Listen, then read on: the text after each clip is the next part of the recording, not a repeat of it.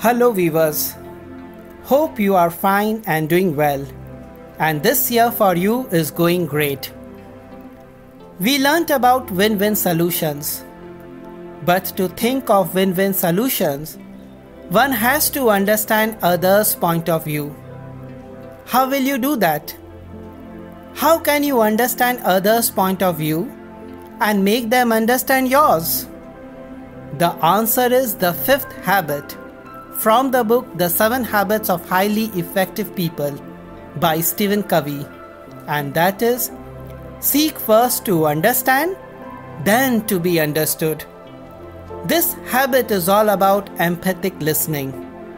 If there is ever a key to human heart, then this would have been that key, and that is to understand others. How many of us remember being told by someone, "Are you listening to me?" Obviously by someone who is talking to us and feels that we are not paying attention or listening to them. We spend years learning how to read and write, and years learning how to speak. But what about listening? What training have we had that enables us to listen so we really deeply understand another human being? Probably none, right? Take a second and think about the best listener we know. What are some of the qualities this person possesses that make him or her a good listener? How does it make us feel when we speak to this person? Respected, important, and acknowledged, right? Now take a moment and think about a time when we have talked to someone and noticed they are not listening to us. How did that make us feel?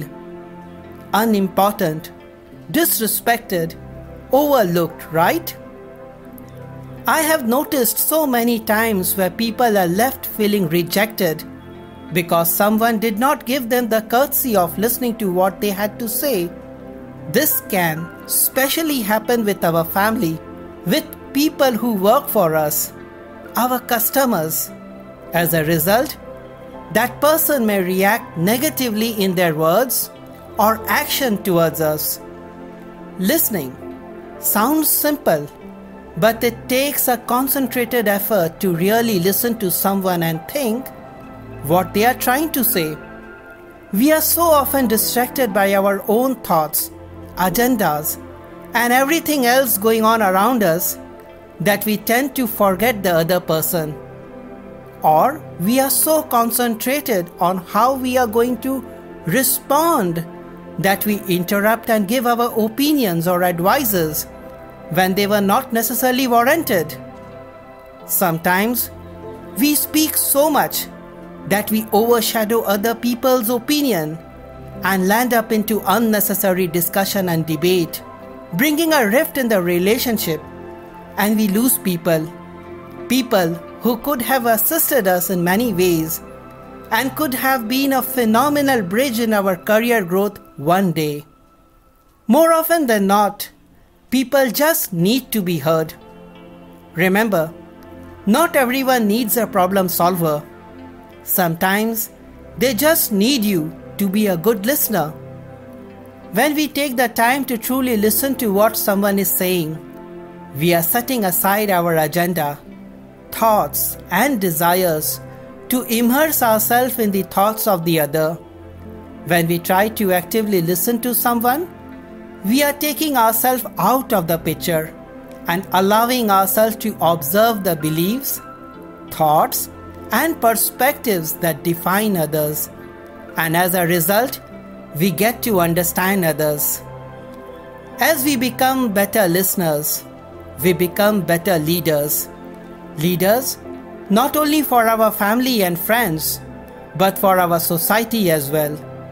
Being a good listener is essential to being a good leader, which requires respect for another person's emotions, beliefs, feelings, thoughts, and opinions. When we listen with sincere appreciation and understanding of another's thoughts, we are able to embrace the dignity of each person with courage, humility, and love as a true leader. If we receive constructive criticism from someone, don't shut down or interrupt. We all know it is extremely difficult to listen to what we don't want to hear, especially when it seems like it's an attack on our character.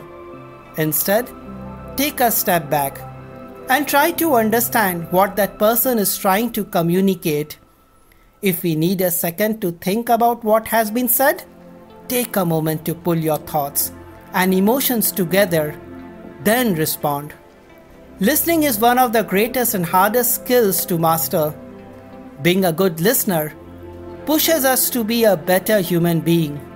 It requires us to continually practice virtues such as helpfulness, humility, consideration, justice, patience, and courage.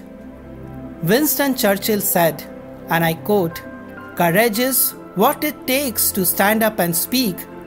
Courage is also what it takes to sit down and listen." Unquote. So, if you want to be highly effective, then work on to develop this habit. Seek first to understand, then to be understood. This is an insightful message. Implementation on this can bring effective interpersonal relationship in our life with people around us. Thanks for all your messages and feedbacks. Thank you.